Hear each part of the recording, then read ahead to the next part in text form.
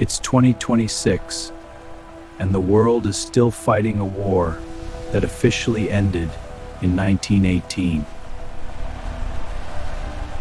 While most people think World War I finished with the Treaty of Versailles, the real unfinished business was happening in the Middle East. In the middle of the war, Britain and France secretly carved up the Ottoman Empire. From here to the river, a clean line. This secures our interests to the new order. The Sykes-Picot Agreement created countries that had never existed before: Iraq, Syria, Lebanon, Jordan. They ignored ethnic groups, tribal loyalties, and ancient religious divisions.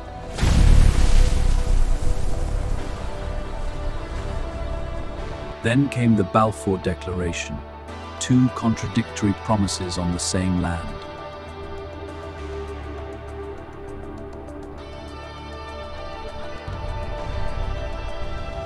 The result? Artificial borders that lumped together peoples who had never lived together under one flag. When the colonial powers finally left, the fragile states they created began to fracture. Fast forward to 2026. The Islamic State, the Syrian civil war, the Israeli-Palestinian conflict all trace their roots back to those lines drawn in 1916. Even today's tensions between Saudi Arabia and Iran, the Kurdish question, and chaos in Yemen are echoes of the same original sin. The map we still use in the Middle East wasn't designed by God, history, or the people who lived there. It was designed by two tired European diplomats during a lunch break. This line here gives us Mesopotamia. We and Syria for us, a fair split. This is the war that never ended.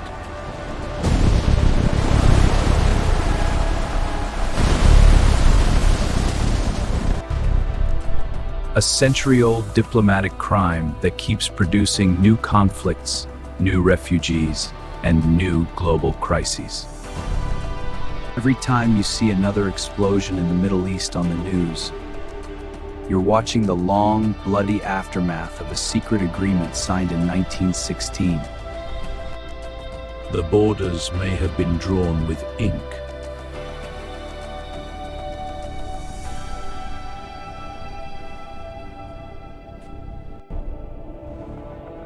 but the consequences are still written in blood.